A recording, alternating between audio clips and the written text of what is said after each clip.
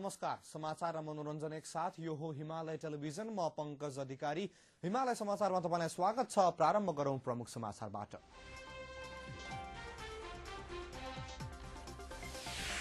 समयमै शान्ति र संविधान पूरा गर्न नसकेकोमा प्रधानमन्त्री खनालद्वारा क्षमा याचना। राष्ट्रिय सहमतिका लागि आवश्यक वातावरण बनाउन कांग्रेसलाई आग्रह। माओवादी उपाध्यक्ष श्रेष्ठद्वारा पार्टीमा भूमिकाको खोजी। आफू पक्षीय नेता तथा कार्यकर्ताको छुट्टै भेलाको आयोजना।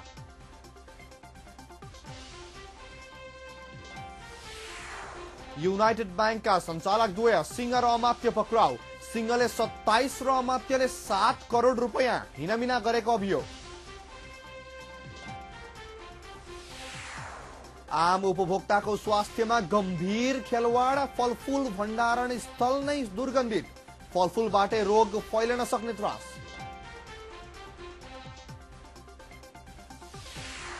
लिबियामा शान्ति स्थापना गर्ने दक्षिण अफ्रिकी राष्ट्रपति जुमाको प्रयास पनि असफल। गद्दाफी युद्ध विराम गर्न तयार। सत्ता त्याग्नै पर्ने विद्रोहीको अडान। र ए डिभिजन लीग फुटबलमा पुलिस र हिमालयन शेर्पा बीच गोल रहित बराबरी। पहिलो जितका साथ सरस्वती रेलिगेसनबाट जोगिने दाउमा। युनाइटेड युथ भने दबावमै।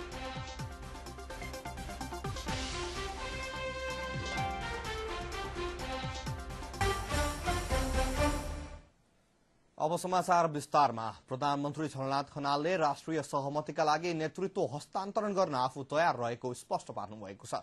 देशवासीका नाममा मंगलबार सम्बोधन गर्दै प्रधानमन्त्री खनालले राष्ट्रिय सहमतिमा संयुक्त सरकार गठनको कार्यान्वयनमा आफू बाधक नबन्ने स्पष्ट पार्नुभयो। राष्ट्रिय सहमतिको संयुक्त सरकार बनाउन जेठ 14 गते भएको सहमति मेरा लागि अत्यन्त खुसीको कुरा हो। त्यसैले राष्ट्रिय सहमतिको आधारमा संयुक्त सरकारको प्रस्ताव तयार पार्न म स्वयं प्रधानमन्त्री र नेकपा एमालेको अध्यक्षका हैसियतले पहल गर्नेछु र यस काममा अन्य सबै जिम्मेवार राजनीतिक पार्टीहरू, खास गरी प्रमुख प्रतिपक्ष नेपाली कांग्रेस समेतको रचनात्मक भूमिका लागि हार्दिक अपील गर्दछु। प्रधानमन्त्री खनालले राष्ट्रिय सहमतिको सरकारको स्वरूप तयार पार्न प्रमुख प्रतिपक्षी नेपाली कांग्रेसलाई आग्रह गर्नुभयो। यसै सन्दर्भमा सरकारको विकल्पका लागि मुख्यतः प्रतिपक्ष जिम्मेवार हुनुपर्ने कुरालाई ध्यान दिँदै प्रमुख प्रतिपक्ष नेपाली कांग्रेसलाई पनि राष्ट्रिय संयुक्त सरकारको विकल्पका लागि गम्भीर हुन र सहमतिका लागि आवश्यक पहल कदमी गर्नका लागि म अपील गर्दछु। उहाँले संविधान निर्माणका मूलभूत विषयमा सहमति बनिसकेको बताउँदै एकीकृत माओवादीले शान्ति र संविधानको पक्षमा संस्थागत निर्णय गरेर आशातीत सफलताको आधार तयार भएको बताउनुभयो। उहाँले निर्धारित समयमा संविधान दिन र शान्ति प्रक्रिया पूरा हुन नसकेकोमा नेपाली नागरिकप्रति क्षमा याचना पनि गर्नुभयो। अनुरूप परिणाम दिन नसकेको कुरालाई हामीले स्वीकार गर्नैपर्छ। अत सबै जिम्मेवार राजनीतिक पार्टीहरूका तर्फबाट प्रधानमन्त्रीको हैसियतमा म सम्पूर्ण नेपाली नागरिक समक्ष आत्मालोचना गर्दै क्षमा याचना चाहन्छु। 2062-63 को ऐतिहासिक जनआन्दोलनको उपलब्धि रक्षाका लागि परिवर्तनकारी शक्तिहरू मिल्नुको विकल्प नभएको उहाँको भनाइ थियो। प्रधानमन्त्रीले गणतन्त्रले खुट्टा टेक्न नपाएको अवस्थामा दलहरूले सावधानी नअपनाए मुलुक दुर्घटनामा फस्नेतर्फ सजग हुन सबैमा आग्रह गर्नुभयो। अब पालो आजको लोकमतको। आजका लागि हाम्रो प्रश्न: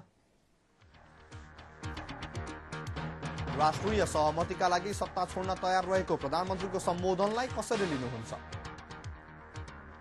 ए. प्रशंसा योग्य, बी. भ्रमको खेती, र सी. बोली होइन व्यवहार चाहियो। लोकमतमा मत जाहेर गर्न LM टाइप गरी एक स्पेस दिनुहोस् र अप्सन ए, बी वा सी मध्ये एक अप्सन टाइप गरी 4004 मा पठाउनुहोस्। लोकमतको अन्तिम परिणाम भोलि साँझ 7 बजेको समाचारमा प्रसारण गरिनेछ। कृपया आफ्नो मत जाहेर गर्नुहोला। सत्तारूढ प्रमुख घटक नेकपा एमाले नयाँ सरकारको सहमतिको वातावरण नबनेसम्म प्रधानमन्त्री झलनाथ खनालले राजीनामा नदिने निष्कर्ष निकालेको छ। एक साता अघि स्थगित भई मंगलबार पुनः बसेको एमालेको 9औं केन्द्रीय कमिटिको बैठकले यस्तो निष्कर्ष निकालेको बैठकपछि उपाध्यक्ष वामदेव गौतमले जानकारी दिनुभयो। बैठकमा नेताहरूको कार्यविभाजन, संविधान सभाको म्याद थप्दा गरिएको 5 बुँदे सहमति लगायतका 4वटा एजेन्डा प्रस्तुत भएको उपाध्यक्ष गौतमले जानकारी दिनुभयो। मार्ग प्रशस्त गर्ने भनेर भनेको राष्ट्रिय सहमतिको सरकारको लागि प्रधानमन्त्रीको वैकल्पिक उम्मेदवार खडा भएपछि हाम्रो प्रधानमन्त्री राजीनामा दिने मार्ग प्रशस्त गर्ने भन्ने नै हो भन्ने आजदेखि हाम्रो पार्टीको एकताबद्ध विचार यही बन्यो। 5 बुँदे सहमति जो संसदबाट अनुमोदन भइसकेका छ, एउटा त्यो विषय छ। अर्को केन्द्रीय कमिटीका सदस्यहरूको कार्यविभाजन बाँकी छ, अर्को त्यो विषय छ।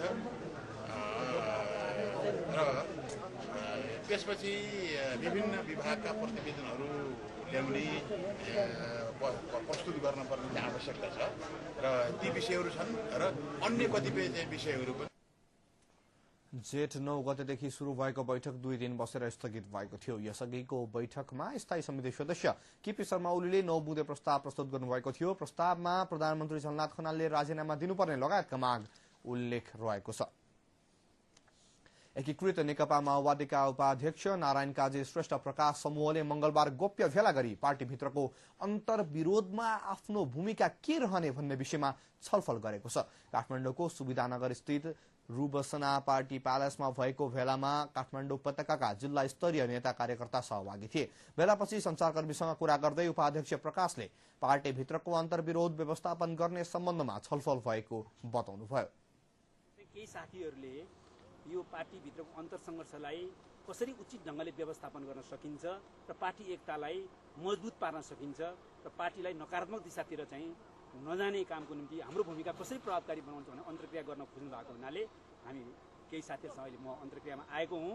एउटा मात्र उद्देश्य अन्तरसङ्घर्षलाई उचित ढङ्गले व्यवस्थापन गरेर पार्टी एकतालाई कसरी सुदृढ गर्ने र त्यसको निम्ति हाम्रो भूमिकालाई कसरी प्रभावकारी बनाउने। भेलाका बारेमा जानकारी दिन अनकानी गर्नुभएका उपाध्यक्ष प्रकाशले संचारकर्मीले ढुक्कसँग चिया खान पनि नदिएको गुनासो गर्नुभयो। भेला जारी रहँदा सो स्थानमा आइपुग्नुभएकी सो क्षेत्रका माओवादी सह इन्चार्ज सावित्री खरेलले भेलालाई गुटको संज्ञा दिनुभयो। यहाँ ताला बन्द गरिसकेको थियो, मैले यसो गेट पनि घचाडी होइन, म भित्र बस्न सकिनँ। अनि मैले माथि फोन गरेँ, यो काठमाडौँ जिल्लाको बैठक हो कि के हो, यस्तो यस्तो छ भने खै तपाईँले बुझ्नुहोस् भनेर भन्नुभयो। यति मात्रै मैले अहिले थाहा पाएको, यति मात्रै। गोप्य नै हो, म त यो काठमाडौँ जिल्ला सदस्य हो होइन, जिम्मेवारी यो क्षेत्र पाछु मैले।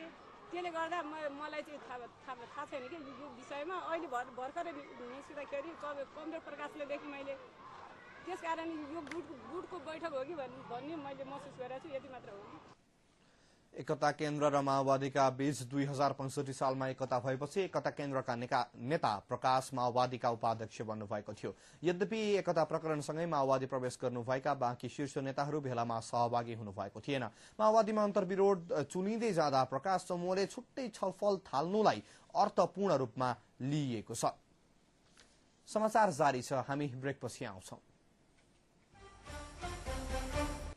ब्रेकपछि पुनः स्वागत छ। अब बाँकी समाचार। केही दिनअघि भारतको राजधानी नयाँ दिल्लीबाट उद्धार गरिएका 8 जना नेपाली युवतीलाई मंगलबार अपराह्न जिल्ला प्रशासन कार्यालय काठमाडौँको रोहबरमा आफन्तको जिम्मा लगाइएको छ। नेपालबाट करिब 10 दिनअघि दलालहरूले उनीहरूलाई भारतको दिल्ली हुँदै खाडी राष्ट्र जोर्डन लाने तयारीका साथ त्रिभुवन अन्तर्राष्ट्रिय विमानस्थलबाट हवाई जहाज मार्फत दिल्ली पुर्याएको पीड़ित युवतीहरूले जनाएका छन्। दिल्लीको पहरागंज स्थित एक होटलमा राखिएका ती महिलालाई दलालहरूले जबरजस्ती यौन कार्यमा संलग्न गराउन प्रयास गरेपछि ती महिला मध्ये एक जनाले भागेर नजिकैको हेल्प नेपाल नामक संस्थाको कार्यालयमा उजुरी गरेकी थिइन्। उजुरीपछि सो संस्थाले उनीहरूलाई होटलबाट उद्धार गरी दिल्ली स्थित नेपाली राजदूतावास पुर्याएको थियो। दूतावासले एक पत्र मार्फत जिल्ला प्रशासन कार्यालय काठमाडौँको रोहबरमा आफन्तलाई बुझाउन आदेश दिएपछि हेल्प नेपाली मिशनले मंगलबार अपराह्न पीड़ित युवतीहरूलाई आफन्तको जिम्मा लगाएको हो। उहाँहरूको एजेन्टहरूले जाँडरसी खाने यताउति गरेर उहाँलाई अभद्र व्यवहार गर्ने जस्तो खालको थाहा भएर त्यसमध्ये एकजना महिला उहाँ होटलबाट भाग्नु भएछ। राति भागेर हाम्रो संस्थाको कार्यालयमा पुगेर उहाँले इन्फर्म गर्नुभयो। त्यसपछि हाम्रो संस्थाले तुरुन्तै नेपाल एमबीसीलाई खबर गर्यो र दिल्ली पुलिसलाई खबर गरेर उनीहरूलाई उतिखेर रेस्क्यु गर्यो। वीरेन्द्र खनाल मलाई घर थाहा छैन, राजेन्द्र शर्मा त्यो पनि मलाई घर थाहा छैन, र समीर मिया भन्ने चाहिँ उहाँ प्युठानको हुनुहुन्छ। र त्यसमध्ये उहाँहरूले रिपोर्ट गर्नुभएको मध्ये चाहिँ राजु श्रेष्ठ भन्ने एकजना चितवनको मान्छे हुनुहुन्छ र उहाँ हात्तीसारमा बस्नुहुन्छ भनेर पनि खबर गर्नुभएको छ। पीडित युवतीहरूले दलालले आफूहरूलाई प्रति महिना 15 देखि 18,000 नेपाली रुपियाँ तलब सुविधा दिने शर्तमा भारत हुँदै जोर्डन लैजाने आश्वासन दिएको बताएका छन्। उनीहरूमध्ये 3 झाब्रे, 3 जना प्युठान तथा 2 जना झापाका रहेको उद्धार कार्यमा संलग्न हेल्प नेपाली मिशनका सदस्य मदन पाण्डेले जानकारी दिएका छन्। बैंक तथा वित्तीय संस्थाका कार्यकारी तथा सञ्चालकको हैसियतमा रहेका व्यक्तिहरूले पदीय दुरुपयोग गरी सर्वसाधारणको निक्षेपमा हालीमुहाली गर्नेहरू एकपछि अर्को गर्दै कठघरामा उभ्याइन थालिएको छ। नेपाल विकास बैंक, सम्झना फाइनान्स, गोर्खा डेभलपमेन्ट बैंक लगायत वित्तीय संस्थाका कार्यकारी तथा सञ्चालकलाई कारबाहीपछि युनाइटेड विकास बैंकका कार्यकारी अध्यक्ष र सञ्चालक पक्राउ परेका छन्। बारा जिल्लाको जितपुरमा प्रधान कार्यालय रहेको युनाइटेड विकास बैंकका कार्यकारी अध्यक्ष, काठमाडौँ महानगरपालिका 15 डल्लुका 47 वर्षीय रविन्द्र बहादुर सिंह र सञ्चालक काठमाडौँ महानगरपालिका 932 पुतलीका 47 वर्षीय राधाकृष्ण मात्यलाई बैंकिङ कसुर गरे बापत पक्राउ गरी कारबाही अघि बढाइएको हो। पटक पटक गरी तत्कालीन कार्यकारी अध्यक्ष सिंहले 27 करोड 62 लाख 17 हजार रुपैयाँ तथा हो। बैंकको रकम हिनामिना गरेर फरार रहेका दुवैजनालाई केन्द्रीय अनुसन्धान ब्युरोले निवासबाटै पक्राउ गरेर महानगरीय प्रहरी परिसर हनुमान ढोकामा लगेको हो। बैंकिङ कसुर तथा सजाय ऐन 2064 अनुसार उनीहरूलाई कारबाही अघि बढाइएको छ।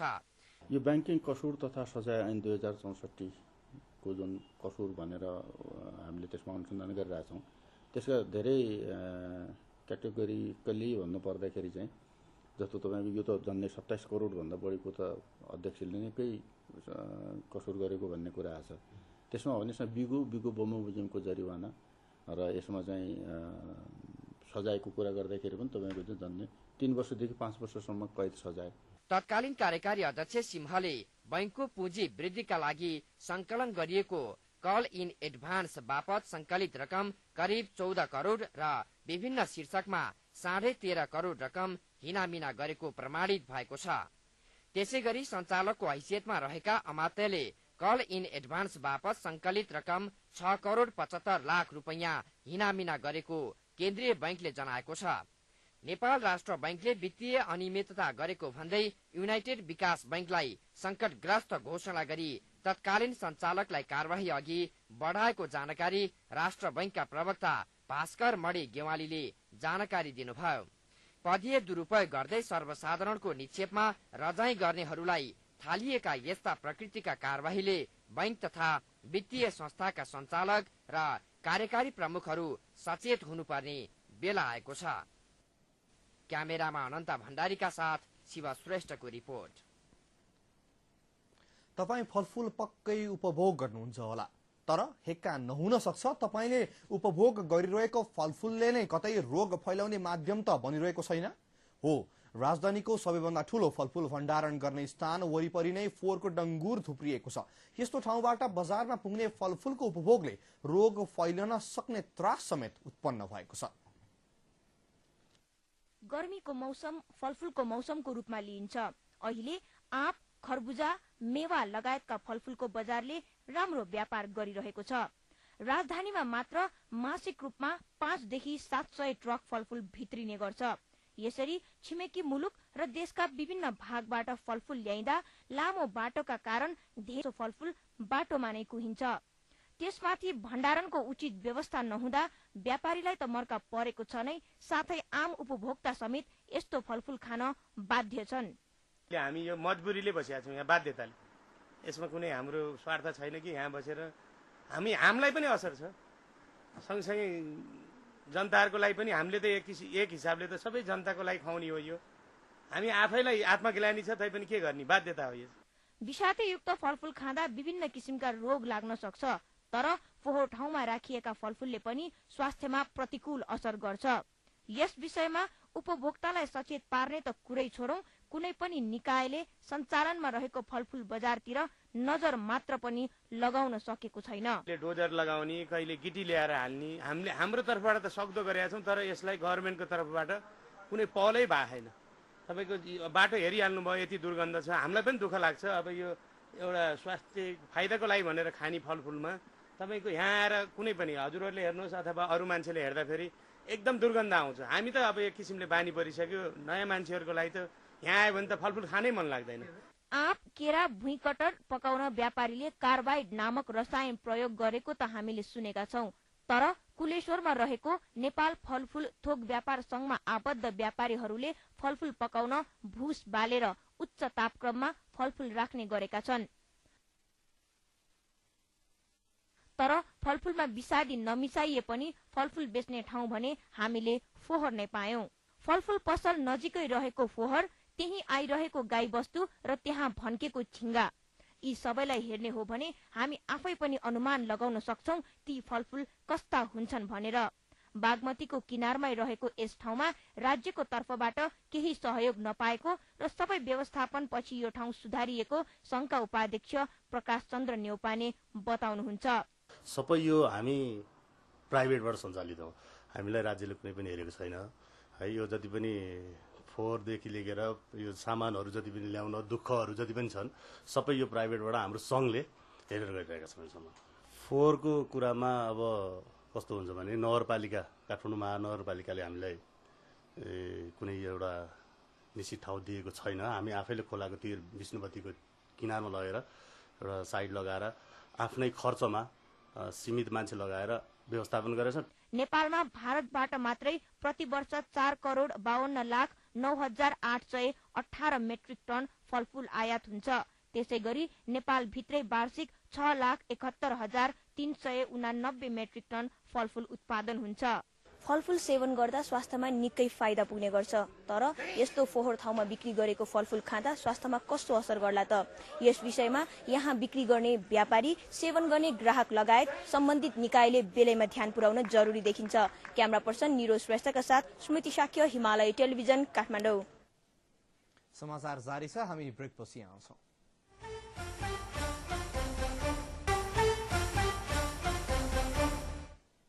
ब्रेकपछि पुनः स्वागत छ। अब अन्तर्राष्ट्रिय समाचार। लिबियाली शासक कर्णेल गद्दाफीले युद्धविराम गर्न तयार रहेको बताउँदै तत्काल सत्ता त्याग नगर्ने स्पष्ट पार्नु भएको छ। लिबियामा जारी तनाव अन्त्य गर्न लिबिया पुगेका दक्षिण अफ्रिकी राष्ट्रपति ज्याकब जुमासँग भएको भेटवार्तामा गद्दाफीले युद्धविराम गर्ने तर सत्ता भने त्याग नगर्ने बताउनु भएको हो। भेटवार्तामा गद्दाफीले लिबियाको समस्या लिबियाली जनताले नै समाधान गर्नुपर्ने धारणा राख्दै अफ्रिकी संघको युद्धविराम प्रस्तावलाई स्वीकार गर्ने तर नेटोले पनि हवाई आक्रमण बन्द गर्नुपर्ने शर्त राखेको वार्तापछि आयोजित पत्रकार सम्मेलनमा जुमाले जानकारी दिनुभयो। गत महिना अफ्रिकी युनियनको तर्फबाट ज्याकोब जुमाको नेतृत्वमा लिबिया पुगेको एक प्रतिनिधि मण्डलको युद्धविराम गर्न गरेको आग्रहलाई लिबियाली सरकारका प्रवक्ताले अस्वीकार गरेका थिए। अब खेलकुद समाचार।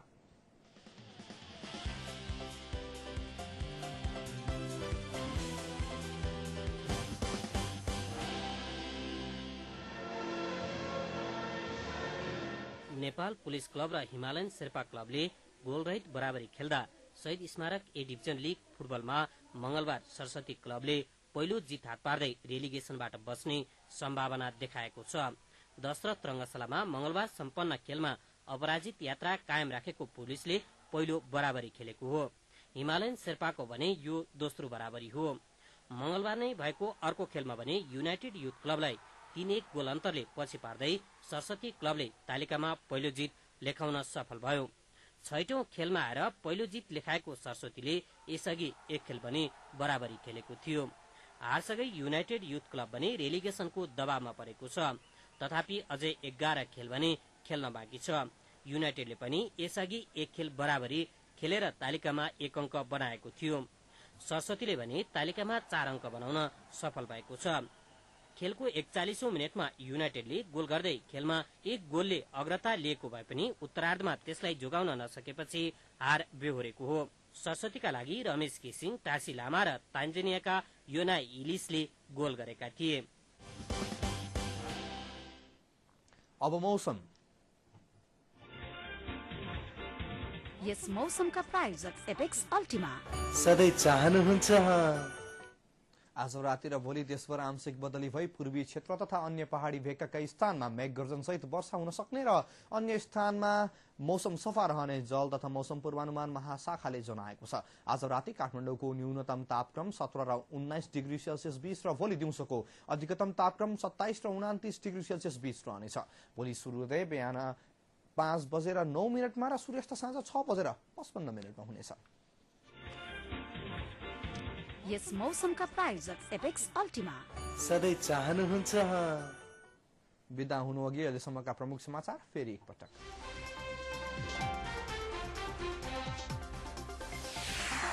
समयमै शान्ति र संविधान पूरा गर्न नसकेकोमा प्रधानमन्त्री खनालद्वारा क्षमा याचना। राष्ट्रिय सहमतिका लागि आवश्यक वातावरण बनाउन कांग्रेसलाई आग्रह। माओवादी उपाध्यक्ष श्रेष्ठद्वारा पार्टीमा भूमिकाको खोजी। आफू पक्षीय नेता तथा कार्यकर्ताको छुट्टै भेलाको आयोजना। युनाइटेड बैंकका सञ्चालक द्वय सिंह र अमात्य पक्राउ। सिंहले 27 र अमात्यले 7 करोड रुपैयाँ हिनामिना गरेको अभियोग। आम उपभोक्ताको स्वास्थ्यमा गम्भीर खेलवाड। फलफूल भण्डारण स्थल नै दुर्गन्धित। फलफूलबाटै रोग फैलन सक्ने त्रास।